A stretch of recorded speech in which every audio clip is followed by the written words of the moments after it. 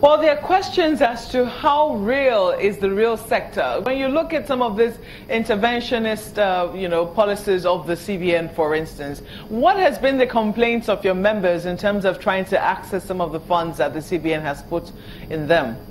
Thank you, Mokpa. You see, what we've concluded, the interventions, the principles are right. These are just demonstration, demo. We call it demo because the impacts are very, very significant. For instance, the Commercial Agricultural Credit Scheme, over the last 5 years at the Lagos Chamber of Commerce and Industry, I can tell you publicly that we have only one beneficiary. Only one beneficiary. We have well over 200 commercial farmers in the chamber. Only one? Only one. I can say that, and that is over the last 5 years. Only one beneficiary. So you can. So by the time we talk about this, this is a demonstration. It's a template. It is still not the type of policy impact that will trickle down and have the over. Shed some more light on that. Why come it's just one person? Is it that the others couldn't meet the criteria? Well, it can be criteria, it can be packaging, it can be a whole lot of things which I may not want to divulge here, but like the statistics that only one farmer have accessed the CACS since the past 5 years at the Lagos Chamber. But you know, when during the much talked about AGOA, it was very few people too that could access that as well. And they talked about the fact that I think they couldn't meet up with certain standards. Could that be the kind of challenge that they must have faced with this intervention fund? Yeah, some of the challenges are actually with the operators and not just with the bank or central bank. Fairness, we have to share all of the blame. You don't, and the same thing applies to with the AGOA. Thank God AGOA is now, I think the timeline have been expanded by about 10 years now, such that we have to go back and correct ourselves. There are issues of standardization. There are issues of packaging and branding of our products. You know how to, even the vegetable, you go to Anambra State now, they do a lot of vegetable. They have to come back and teach them how to package that vegetable to meet export standard so that it is accepted in the other part, in the other side. Is that where the Export Promotion Council comes in? Export Promotion Council is there, but we also find out that some of these international organizations have decided to come even into the country to start teaching people. There are certification issue. The United Nations Development, UNDP, is also doing a whole lot of job to go to associations such as Lagos Chamber of Commerce and Industry, MAN, NECA, to train their officials how to help our members to package some of these products to ensure that it is accepted. The other is accepted by the maybe is by it the other. Something that the LCCI is actively looking at? I didn't hear. Because when you hear the CBN say that they have 500 billion domiciled with the Bank of Industry, for instance, you have to ask who exactly is accessing these funds. Yeah, you are correct. When you were speaking with the CBN governor, he talked about working capital, and I can still say with all of authority that Bank of Industry doesn't give working capital. You see somebody... even though he said it. Yes, it's important I correct that on air. You see somebody that have the machinery, he has the land, he just need money to maybe get some input, inputs, maybe seedling, and pay his workers over the next 3 or 6 months for the products for him to start harvesting and sell and return money. They say no.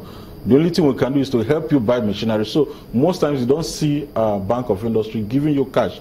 Tell us the type of machine you want, where it is, and make the order. We pay the supplier, and you get your machine. Those are the type of finances. So it's a challenge. We've seen a lot of operators that just need working capital. But like you said, again, you talk about abuses along the line. These are issues that you cannot actually waive.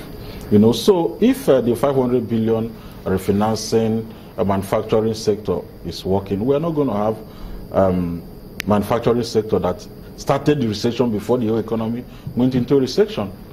Second quarter 2015, manufacturing sector was growing at minus 1.6%. Now it's about minus 7.something%. So manufacturing sector have entered recession 1 year before Nigeria was declared. So it's a challenge. Some of these interventions doesn't trickle down, and even if they trickle down, the impact or the volume is so small to get any required effect in Nigeria. We are talking about Nigerian economy.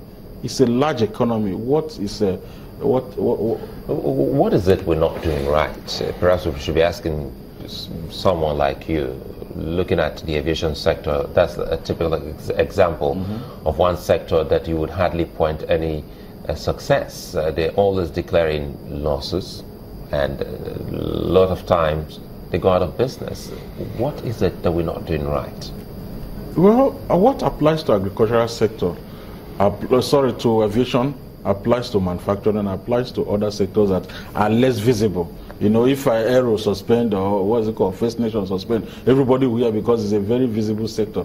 But I can tell you that SME that close shop every day in Nigeria, that I never get to would never get to know, get to see, the impact are even far more than what the airline is passing through. And what is the issue? The issue is difficult and challenging business environment.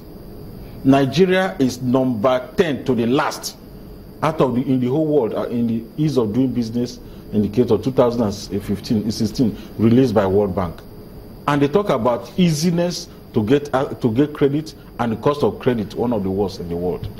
You talk about ease of getting electricity, time it takes you to get electricity, one of the worst in the world. In terms of border transportation, logistics, one of the worst in the world. So it's a challenge.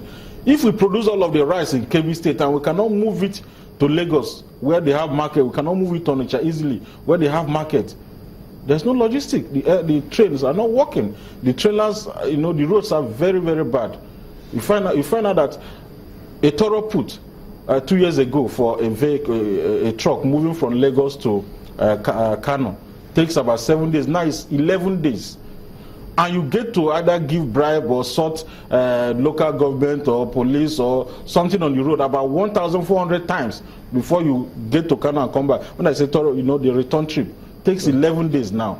Do you get How can we run an economy like this? Do you get any encouragement when you hear, when the president said that they intend to improve on that ease of doing business by what year? Did he said they want to move to like 100, they want to be moving 20 steps every year from where we are now. We should be optimistic about that, shouldn't we? Well, it's time we start work. We have to move from what? But these practical cases, is that not where the AMT come in to ensure that, look, all those policies they're putting out there, they need to find a way to get feedback from people out there.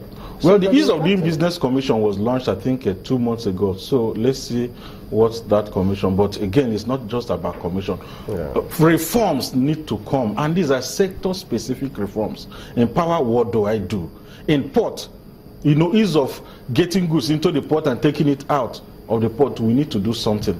Our port is in a mess. 50% of cashew nuts moving to is it Venezuela? No, forgot this country now. I got stuck at the port. Shipping issue, terminal operator issue, a lot of challenges. We're talking about non-oil sector, but our ports are not working. Roads to the port and from the port is a challenge. Our port becoming one of the most expensive in the world. And a lot of people are complaining about time to clear your goods or export. In fact, exportation is even more difficult. You need about 23 signatures. In 13 agencies to import any commodity or any goods into the country, and about 36 signatures in 16 agencies to export. These are challenges. What happens to the single window? So we need simple reforms. Simple reforms, sectoral reforms, not just so big, to get this country working again. And some say and some of these reforms, you don't need the National Assembly or the State Assembly to get it happen. Some of them are within the level of MDAs, ministries, departments, and parastatals. Well, these are very practical steps that those MDAs need to take, and then they should be able to get feedback, including the CBN, from the people, whether or not those policies are working. But we'll focus on some of this in just a moment. Join us again.